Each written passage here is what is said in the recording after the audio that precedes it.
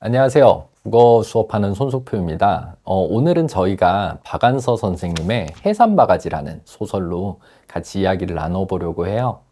해산바가지 같은 소설은 사실 문학 교과서에서 거의 실려있는 교과서는 없고요. 박안서 선생님 작가 자체가 워낙 유명하다 보니까 중학교 때 뭐 자전거 도둑 같은 소설 읽어보셨을 수도 있어요. 수남이 나와가지고 막 자전거 가지고 도망가는 뭐 그런 소설 보셨을 수도 있겠다. 뭐 이런 얘기 정도 해드리고 싶은데요. 오늘 저희가 다뤄볼 해산바가지라는 작품의 시간적인 배경은 1980년대를 시간적 배경으로 하고 있습니다. 아마 영상 보시는 여러분들은 거의 대부분 2000년생 이후에 이제 청소년들이라고 생각을 하는데요. 1980년대 같은 경우에는 우리나라가 굉장히 이제 고도 경제 성장, 빠른 근대화 이런 것들을 얘기하지만 사실 사회는 빨리 변하지만 사람들의 생각은 빨리 잘 안 변하거든요. 그렇잖아요. 고도 경제 성장으로 인한 근대화 그리고 여전히 남아있는 전근대적 의식 이 두 가지가 약간은 부딪히는 시간이었다. 이렇게 이해를 하시면 좋을 것 같아요. 그 다음에 이제 들어가기 전에 이제 박안서 선생님 얘기를 잠깐만 좀 해드리고 싶은데요. 사실 그 당시에는 여성 작가가 활동하기 기본적으로 힘든 시간이기도 했고, 특이하게, 박안서 선생님이 남옥이라는 소설을 가지고 등단을 하셨거든요. 평가원 모의고사 풀어보신 분들은 남옥이라는 작품 읽어보셨을 수도 있어요. 근데 이제 그 작품을 가지고 등단을 하신 해가 이제 본인이 39살 때 등단을 하셨단 말이죠. 사실 이제 21세기, 그러니까 오늘을 기준으로 24년을 기준으로 39살은 그렇게 많은 나이는 아닐 거라고 생각은 하지만 예전에는 집에서 아이를 키우던 전업주부인 여성이 거의 40살이 다 되어가지고 소설로 등단하는 것은 굉장히 어려운 일이라고 생각을 할 수 있습니다. 이렇게 얘기하니까 굉장히 특이한 것 같지만 이분 서울대 나오셨어요. 그래서 공부 좀 하신 분은 역시 다른가? 이런 생각들을 하게 되는 요소들도 있습니다. 그래서 이제 교육과정평가원 입장에서는 박안서 선생님의 글을 굉장히 좋아한다라고 얘기를 해요. 여러 가지 모먼트에서 굉장히 좋은 요소들이 있는데요. 굳이 따졌을 때 젊은 시기부터 오랜 시간 예술 활동을 한 사람들은 사실 본인의 예술 세계에서 계속 예술을 향유하는 사람들을 계속 만나게 되다 보니까 필연적으로 약간 본인의 예술이 어려워지는 경우들이 있어요. 그런데 아까 말씀드렸듯이 이분 같은 경우에는 일남 사녀를 키우셨거든요. 자녀가 다섯이나 돼요. 그래서 자녀를 5명이나 키운 여성의 시선으로 봤을 때는 본인의 세계에서 굉장히 어려운 얘기로 누군가를 얘기해 줘야 될까요? 쉬운 얘기를 해줘야 될까요? 당연히 쉬운 얘기를 해줘야 될 거예요. 그러다 보니까 박안서 선생님의 글은 기본적으로 문장이 좀 잘 읽힙니다. 아이를 5이나 키워본 여성의 시각에서 소설을 쓰다 보니까 의도적인지 어떤지는 잘 모르겠지만 기본적으로 문장 자체가 대체로 잘 읽히는 작가군에 해당을 해요. 그런 측면에서 교육과정평가원에서는 청소년들에게 제공하기 괜찮겠다 이런 이유도 있는 것 같고요. 그 다음에 또 좀 생각을 해봤을 때 이 작가에 대해서 얘기를 할 때 우리가 흔히 수필형 소설이라는 평가를 내리는 경우들이 있거든요. 뭐 예를 들어 여러분들이 읽어보셨을 법한 그만턴 싱하는 누가 다 먹었을까라든지 엄마의 말뚝이라든지 뭐 이런 작품들을 봤을 때는 굉장히 자전적인 소설에 가깝다고 얘기를 하다 보니까 이게 수필인지 소설인지 약간 모호한 경계에 있는 작품이에요. 그럼 바꿔 얘기하면은 작품을 읽었을 때 주인공인 나의 내면 심리가 굉장히 솔직하게 잘 드러나는 고백적인 글에 가깝다고 볼 수 있습니다. 이런 심리 묘사들이 자세하게 잘 나와 있고 그 당시에 어떻게 보면은 사회에서 메이저리티가 아니라 마이너리티에 해당하는 여성의 시각으로 자신의 마음을 솔직하게 표현했다? 이런 부분들도 청소년들에게 교육적 가치가 있다고 생각해서인지 자주 등장하는 작가다 이렇게 얘기를 해볼 수 있어요. 작품 전체 줄거리를 얘기하기 위해서 이 소설에서 좀 알아야 되는 개념은 입체적인 서술인데요. 우리가 소설을 입체적으로 서술한다는 것은 이야기의 층, 이야기의 레이어가 2개 이상 이렇게 있으면은 좀 편하게 얘기했을 때 입체적인 서술의 느낌이 든다라고 이야기를 해요. 결론적으로 얘기했을 때 이 글 같은 경우에는 액자식 구성에 가깝거든요. 소설의 초반부에서는 현재의 시간에서 이야기가 시작이 되는데, 나라는 인물이, 나는 이제 중년 여성이에요. 그리고 일남 사녀를 가진 여성으로 설정이 됩니다. 마치 누구의 삶과 비슷해요? 그쵸? 작가의 삶과 되게 비슷하잖아요. 소설 속의 나는 일남 사녀를 가진 여성인데요. 어느 날 자기 친구도 당연히 여성이겠죠? 근데 자기 친구의 며느리가 있는데 며느리를 같이 보러 병문안을 가자라고 얘기를 해요. 근데 병문안을 가자고 얘기하는데 가는 길에 친구가 자기 며느리 욕을 합니다. 원래 나이 드신 아줌마들 보이면 자기 며느리 욕하는 게 국룰인가 싶기도 한데, 근데 며느리를 욕하는 이유가 약간 문제가 돼요. 자기 며느리가 이번에 둘째로 딸을 낳았고 그 전에도 딸이 하나 있는데, 며느리가 딸 둘만 낳고 그 이후로 더 이상 자녀를 출산하지 않겠다고 선언을 한 거예요. 그러다 보니까 나의 친구 입장에서는 더 이상 집에 아들이 없으니까 대가 끊기지 않겠냐라고 걱정을 하면서 같이 병원에 가게 됩니다.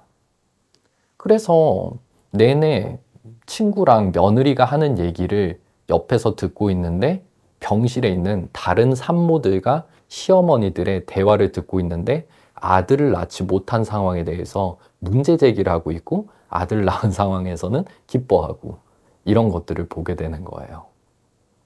그러다 보니까 내 입장에서는 계속 마음의 불편함이 들게 돼서 친구와 헤어지고 병원 잔디밭에 앉아가지고 본인의 과거를 회상하는 부분이 이야기의 첫 번째 레이어, 현재의 이야기의 레이어가 되겠죠. 그리고 이야기는 자연스럽게 과거로 흘러가게 되는데요. 과거의 이야기는 어디서부터 시작이 되냐면, 내가 남편과 결혼을 하기 전의 이야기부터 시작을 해요. 작품 속에서 나라는 인물이 있고 나의 남편이 있는데, 나의 남편은 아버지가 안 계시는 홀 어머니의 외아들에 해당을 해요.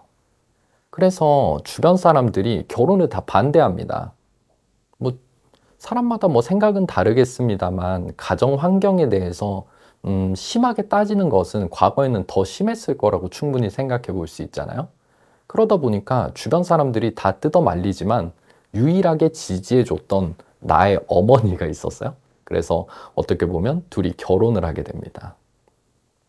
근데 여기서 이제 생각을 잘 해보셔야 되는 게, 사람들은 실제로 그 사람이 나에 대해서 어떤 기대를 하는지를 알지 못하고 내 입장에서 그 사람이 나에게 어떤 기대를 가질 것이라고 마음대로 생각하는 경우들이 있거든요. 좀 말이 어렵나요? 좀 쉽게 생각해 보면은, 사람은 세계를 대부분 자기 중심으로 이해하다 보니까 남들이 나에게 어떤 기대를 갖고 있을 거라고 자기 맘대로 생각하는 경우들이 있다는 거죠. 뭐 이 영상 보시는 분들도 그런 경우들이 있잖아요. 실제로 부모님은 여러분에게 정말 진심으로 건강하게 자라줬으면 좋겠다고 생각은 하지만, 혼자서 자기 마음대로 엄마 아빠가 내가 공부를 못하면 어떻게 생각할까 라는 기대를 갖고 있을 거라고 마음대로 재단하는 경우들이 있잖아요. 그래서 남편과 결혼을 하고 나서 시어머니가 나에게 굉장히 잘해줍니다. 우리가 흔히 얘기했을 때 시집살이를 하지 않았다고 얘기를 하죠. 그래서 자녀 5을 낳고 행복하게 잘 지내는데 문제가 하나 생겨요. 건강했던 우리 시어머니가 치매에 걸리신 거예요. 그래서 나는 남들에게 잘 보이고 싶으니까 시어머니를 늘 성심성의껏 잘 보살핍니다. 여기서 중요한 건 행위 동기가 나한테서 우러난 게 아니라 남에게 어떻게 보이느냐를 기준으로 행동을 했다는 거죠. 행위 동기가 자기 안쪽에 있는 게 아니라 타인의 시선이 행위 동기가 되면 이 행동은 분명히 나에게 마음의 불편함을 가져와요. 그래서 시어머니를 계속 치매 노인을 보살피다 보니까 내가 너무 마음이 흔들려가지고 내가 신경안정제를 먹기 시작합니다. 그래서 시어머니의 가족들은 시어머니를 시설에 보내버리라고 얘기하고 남편과 함께 시어머니를 보낼 시설을 알아보러 가을에 같이 길을 떠나는데 가을인데도 불구하고 남편도 그렇고 나도 그렇고 계속 식은땀을 흘려요. 그러면 이때 땀은 단순히 날씨가 더워서 흘리는 땀이라기보다는 어떤 땀이겠어요? 그쵸? 어떤 마음의 불편함, 내적 갈등을 이야기하는 땀이라고 볼 수 있죠. 그래서 가다가 남편이 막걸리를 먹게 되는데 그 남편이 막걸리를 먹는 가게 뒤뜰에서 작품의 제목이 되는 커다란 박을 발견하게 되고 나는 해삼 바가지 했으면 좋겠네 라고 생각하면서 다시 과거로 들어갑니다. 자, 어때요?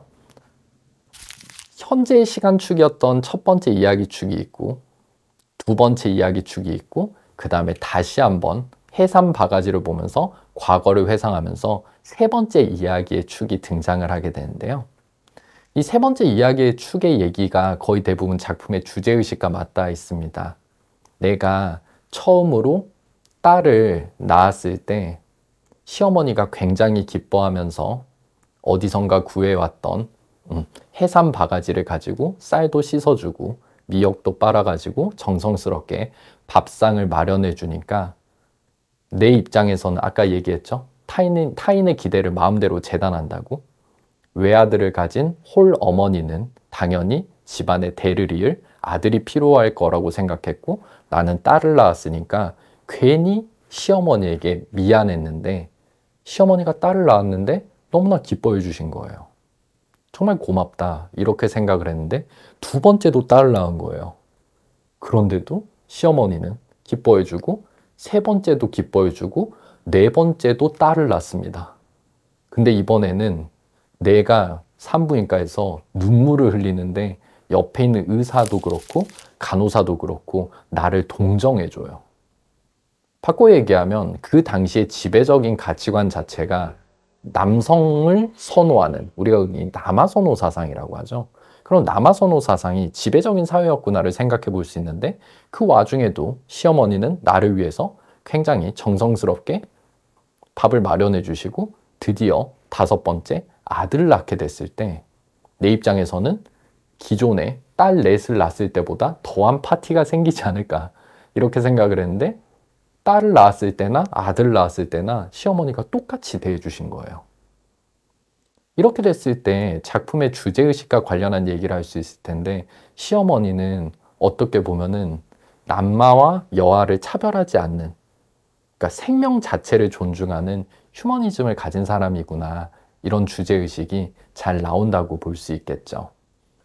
그래서 다시 이야기는 시어머니를 어디로 데려가게 되는, 시설로 데려가게 되는 상황으로 시간축이 다시 바뀝니다. 첫 번째, 두 번째, 세 번째에서 다시 두 번째 시간축으로 옮게 되는 거라서 이야기가 되게 복잡하게 가죠.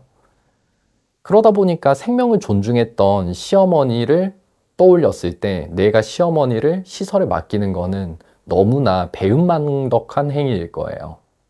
그래서 작품의 마지막 얘기는 시어머니가 돌아가시기까지 3년 정도의 시간이 있었는데 그때까지 시어머니에게 솔직하게 감정을 잘 표출하면서 그냥 시어머니가 건강하게 잘 사시다가 돌아가셨다, 뭐 이런 내용으로 이야기가 얼추 마무리가 됩니다.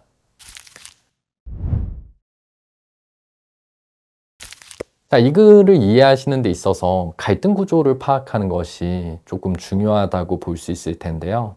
우리가 현재 시간축, 이야기 첫 번째 레이어였죠. 거기서는 굳이 따지면 나라는 인물이 있고 나를 제외한 세계의 대부분의 인물들이 있을 때 나는 현재 시어머니로 인해서 남아선호 사상에서 벗어났고 대부분의 사람들은 남아선호 사상을 지니고 있단 말이에요. 이런 갈등축을 하나 보실 수 있고, 그 다음에 과거의 시간축에서는 어떤 갈등이 있을 수 있어요? 치매 노인인 시어머니, 그리고 치매 노인을 케어하는 힘든 나, 며느리로서의 나의 갈등이 있을 수도 있고요. 그리고 시어머니를 시설로 맡기는 길이 아니죠. 시어머니를 맡길 시설이 어떠한지를 찾아가는 나와 남편이 갖고 있는 내적 갈등, 이런 갈등축들이 있구나, 이런 생각들을 해볼 수 있을 겁니다.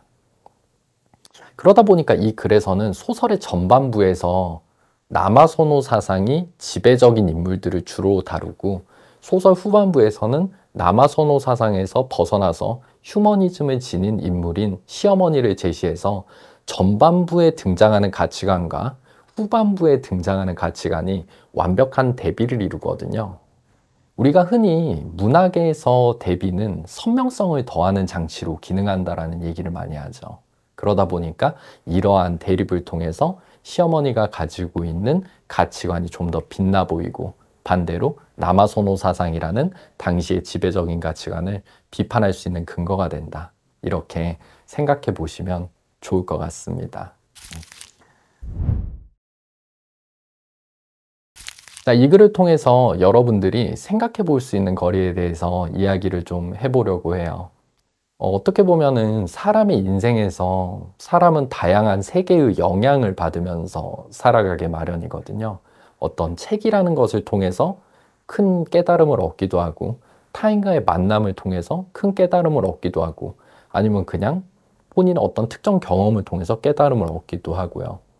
이 글 같은 경우에는 어떻게 보면 당시의 지배적인 가치관이었던 남아선호 사상에 빠져있던 나가 누구와의 만남을 통해 시어머니와의 만남을 통해서 내 인생에 훌륭한 가치관을 얻게 되고 좀 더 새롭게 살아갈 수 있는 동력을 얻게 되는 이런 내용을 통해서 어떻게 보면 지금은 상대적으로 덜 그렇지만 80년대에는 고부 갈등이 되게 심각했던 사회였거든요. 고부 갈등은 사실 어떻게 보면은 기존의 가족이 아니었던 여성 A와 여성 B 간의 갈등이기 때문에 갈등이 되게 첨예합니다. 왜냐하면 부부 사이 같은 경우에는 서로 오랜 기간 알아온 갈등이다 보니까 그 트러블의 골이 생각보다 적을 수도 있고 오히려 서로 사랑했던 시절이 있으니까 회복 가능성이 조금 있게 마련인데 생각에 따라서는 시어머니 입장에서는 며느리가 자신의 아들을 빼앗아간 인물처럼 생각이 될 수도 있다 보니까 사실 고부 갈등은 꽤 심각한 갈등에 해당을 하거든요. 근데 이 글을 실제로 읽어봤을 때는 그런 고부 갈등이 전혀 등장하지 않는다는 거죠. 심지어 평범하게 고부 갈등이 있을 법한 반복적인 딸의 출산에도 불구하고 그렇잖아요. 그럼에도 불구하고 따뜻한 마음으로 맞이해 주신 시어머니를 통해서 나의 성장 혹은 나의 깨달음 이런 것들을 전달하는 글이 아닐까 이런 생각을 합니다. 여러분들 주변에서도 여러분들에게 그런 긍정적인 영향을 끼칠 수 있는 사람이 있는지 한번 유심히 돌아보신다면 당연히 그런 사람이 한 명쯤은 있지 않을까라는 생각을 하게 되네요. 자, 오늘은 여기까지 보셨고요. 다음에 좀 더 재밌는 작품 가지고 이야기를 나눠보도록 하겠습니다. 자, 여기까지 보셨어요. 수고하셨습니다. 안녕, 안녕.